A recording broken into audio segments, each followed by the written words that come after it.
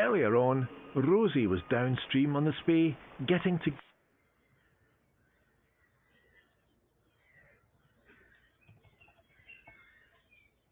grips with her casting. But if the current trend continues, there won't be any fish left in this or any of our rivers. In December, wild Atlantic salmon were classified as sting.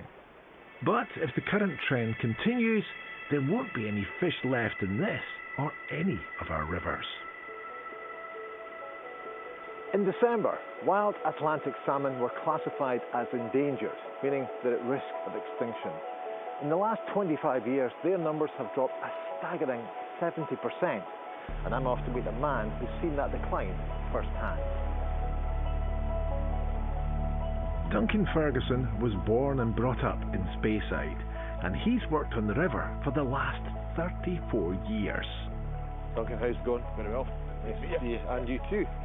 He's now Operations Manager for the Spey Catchment Initiative and the Spey Fishery Board. What changes has he seen? I think a lot more flooding, a lot more extremes in weather, which is obviously affecting the fish. But what's really affecting us is that, in the winter we don't get the same amount of snow. So, in the spring we would expect that snow melt to keep the river at a level and keep the river cool as well. So that, that snow melt will encourage the salmon upriver, but also encourage the smolts to go back to sea to complete their life cycle.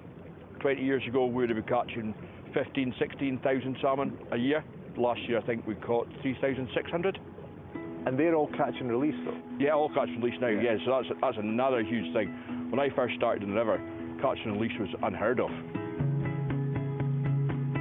Stretching along 177 kilometres, the Spey is Scotland's second longest fast-flowing river. But its catchment extends over a vast upland area of 3,000 square kilometres, over 1,100 square miles. And Alistair has projects aplenty to beat climate change and help the salmon. So we do a lot of tree planting to try and keep the rivers cold. Yeah. So we actually put trees in the river as well to help the morphology of the river. We work really closely with farmers, the estates, different landowners and that. So what's good for salmon is normally pretty good for what's happening in the rest of the countryside as well. Yeah. We've come west of Carbridge to see one of the burns that eventually feeds into the Spey. Just get head up in here and walk up a bit and hopefully find them working away. Duncan's keen to show me how they're using cutting-edge technology, literally, to create new habitats. So I'm getting a sense of heavy machinery, I can hear that. Yeah, that's ahead there. So where are we? So we're on a small tributary of the River Dulnan, so we're still within the Spey catchment. So, the way I look at it is, we've got the main stem of the Spey, which is basically the heart. And then we look after the tributaries, all the veins. It makes the river work better. So yeah, it's the heart's healthy. The heart's healthy if the tributaries are healthy, like. The source of all the racket is a roboflail, a bit like a remote-controlled lawnmower. It's able to chew its way through coarse vegetation, easily dealing with the tough terrain. We're trying to keep the river cold, so we're stood here in the sun, but you just look upstream here and you've got a great big juniper bush which is in the shade, it's shading the river, so that's what we're trying to recreate.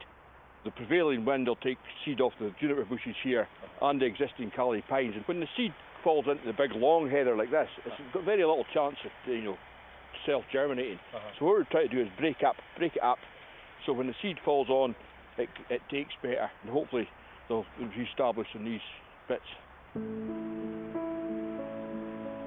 This work is just one of many schemes spread across the Spey catchment. We start with small-scale projects, but eventually what we'd maybe like to do is work in a more catchment scale approach instead of doing this sort of piecemeal bits and pieces. So you try and do a bit of joint up thinking, just try to put the bits of the jigsaw together. It's a solution that has to happen. We know we've got climate change. We know we're getting extreme flooding. We know temperature's going to change.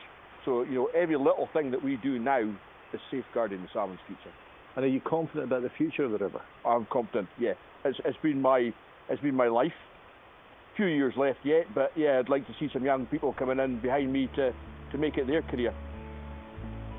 You know, we're sitting here today, just listen to it, and you're looking away up the down, and it's just, yeah, it's iconic. It's a beautiful thing.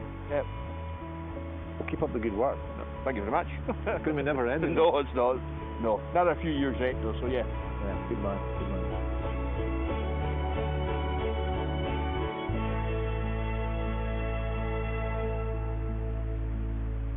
Leaving the river behind us, we're heading into the hills.